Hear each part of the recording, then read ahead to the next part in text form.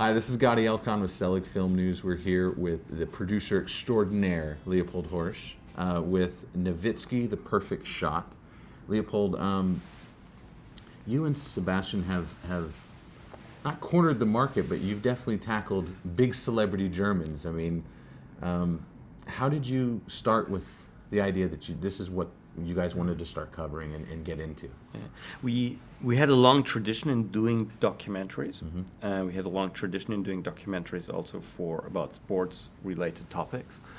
And the Klitschkos are not particularly German, but they live in Germany for, I say, 15 years now, and they are kind of adopted to Germany. We love them, and they are basically one of the hugest sports stars in Germany, with also the highest ratings on television. And we kind of got access to them and showed them some of our films we did, also films on Russian history, on war topics and on sports-related topics, and they trusted us. And we said, we have only one condition you have to follow, which is we have the final cut. It's basically you have to trust us and let us do the work.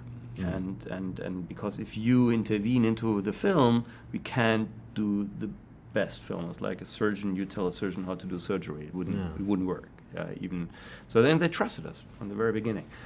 And we met two fantastic brothers, which we had a lot of fun with to work with. And they met the parents, and which is kind of nice and kind of sad at the same time, that many people who were very important for them passed away in between. So we still have them on camera, which is nice. So it's now almost an historic film. And it did very well on HBO here in the United States and got coverage all over the globe. And basically, I think it ran in each single territory on the planet. So no, that was a very good experience. And I was just recently in contact with Vladimir this morning, and he having a big fight on April 26th in Madison Square Garden. Yeah. So no. Can you talk about shooting in arenas, and maybe that segues nicely into being able to be a part of AAC? It's different to shoot boxing than basketball, Definitely. and boxing was a lot about high-speed shooting and basically the formation of bodies and how they move and basketball is you have to cover a team and you have to get basically access, have to get close, and it's NBA is a huge franchise, and it's basically you have to also find a way of getting into this franchise and being able to shoot the images you need to do your film. And it's kind of going to McDonald's and say, I want to fry my own burger. It's like you do everything. I mean, you guys were in the back stretching with Dirk, where we go through all the elements that Mark and them have created for an experience of the element. You guys show us everything. The cheerleaders. The maniacs. Yeah, the maniacs. Talk about that access, and that must have been great. Yeah, it's a lot about trust. It's basically we wouldn't call them, say, well, we're here now, let's start it. It was a process of a lot of time to convince them and convince Dirk that he basically gives us the access to his family and to himself. And then we were introduced very nicely by Holger, Geschwindner, and Dirk, and met Mark and Donnie, and they trusted us. And then once they kind of accepted us, they gave us great support and access, and didn't have influence on the film though. Yeah, this is always important. You need trust and access, but you need also final cut. And they all had a very good understanding for this. Most of all, Dirk. I mean, this is a story no one will believe, but it's totally true. When we premiered it in Germany in September, the first time he saw the movie was at the premiere. Wow. He didn't watch the movie before, so he trusted us, I think.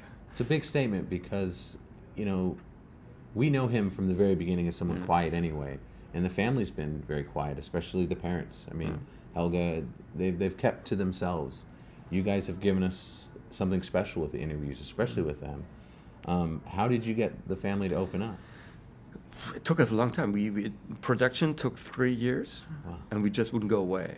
And they knew we wouldn't go away. We wouldn't give up.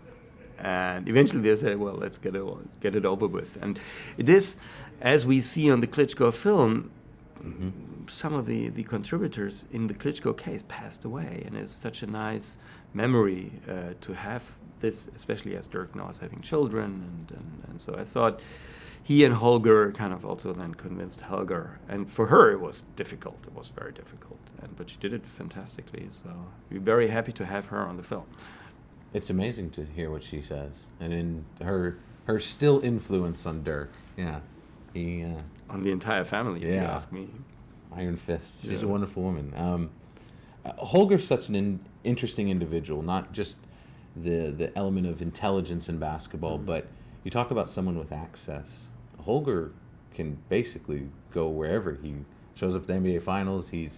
Holger's a presence. How did you get to know Holger, and what's it like hanging out with him? I mean, I feel like fun. It's great fun to hang out with him. Actually, what happened is we met Holger first, and he sent him say, "Well, we're not selling you anything or promising you anything.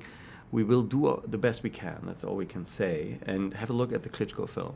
And if you like that, then the other film will be similar, or you can compare them to each other." And then he watched Klitschko. We had our first meeting, and he came to the meeting with 27 pages of handwritten notes on the Klitschko film. I saw that. I mean, the film was done. It was in theaters already. I mean, there was nothing we could have possibly changed. I thought, oh my God. But we never really talked about his notes. So he just had them with him. Yeah, I wrote something down about the Klitschko film. Maybe we come back to this later. Yeah, it's okay. And then we started talking and liked each other from the very beginning. Had a very good relationship. He's really someone you can totally trust. He's very smart. He's very quick. He's 100% no bullshit. And that's very entertaining. Also spending time with him. Yeah. It's fascinating to hear the story of basketball being introduced to Germany. I think that's one of the favorite parts of the film. Not just the access for Dirk, but the history lesson you give us. You give us, from 36 on, and how impactful Holger's coaches and teacher, Mr. Clausen, it's impacted a nation, impacted a country. Yeah, we were surprised by ourselves. We didn't know that to begin with. To begin with, basically, there is no echo before thunder, So you first have to do all the research, and we knew it is a great story. I mean, he starts in Germany and is at a very bad basketball team and becomes the best basketball player of the world in 2011. Maybe only for 1 second, but in this very second, when he received the MVP trophy in 2011, he was the number one. Yeah. And this is basically the arc of the story, from a small gym in Bavaria and in Munich, in Germany, to the top. And the first encounter was kind of between Dirk and him. If you want to become the best basketball player in Germany, there's nothing you have to do anymore. That's it. No one can beat you. If you want to become the best in the world, I can show you how to do it. And then he basically taught him the perfect shot. And this is how, if you, in the bottom line, German engineering meets NBA basketball. And it worked. And in 2011, end of story, he receives the trophy, he sings a song, Obama didn't like it. But to imagine that Holger did that to a 15-year-old, and to see Dirk now, that's such an incredible journey. And for both of them. Exactly. Totally for both of them. And he's a very modest person, Holger also. And I think he's proud. He's really proud. He doesn't really mention it this way, but he really is proud of what they have accomplished together, and I think he enjoyed it. We were this close to not having Dirk.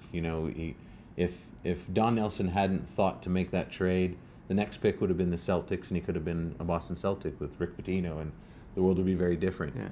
Wasn't the guy They didn't pick him. He went to another team, Dirk, and then was traded for immediately. Yeah. I think the guy they traded him for has passed away. I think on drugs for 3 years later. So. Exactly. And that same time, he traded another player later on for Steve Nash, and I mean their friendship maybe has sparked their greatness. I mean, 2 MVPs out of the same draft. That's crazy.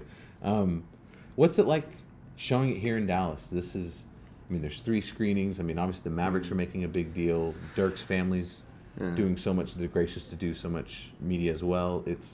this is going to be a special, special night. Totally. I mean, Jaws, the film Jaws, the shark has to meet the sheriff. Otherwise, the story can't end.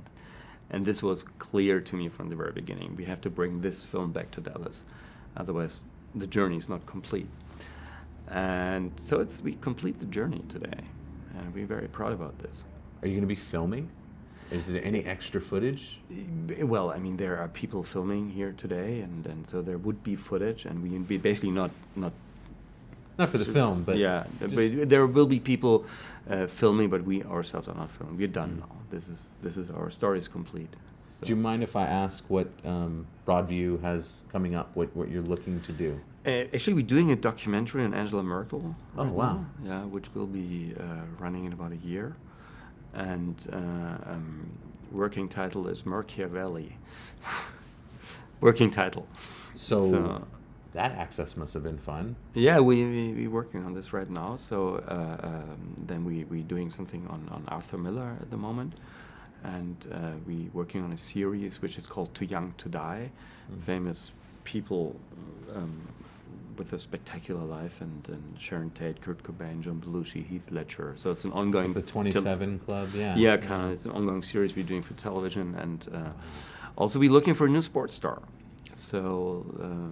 German roots, preferably with German roots, and make it the three complete. After Klitschko, now NOWITSKI, and then don't know who it is. Maybe Michael Schumacher. Nice. So this is what we're working on, but this is Yeah, it's not announceable. It's not announceable. Well, I know we're excited. Wow. Well, thank you for bringing the film here back to Dallas. It's special, so thank you so much, Leopold. So you think what my final comment is on The Perfect Shot? Yes. Don't miss it. Oh, Holger, get mad. I think that's perfect. Okay. Thank you so much, Leopold.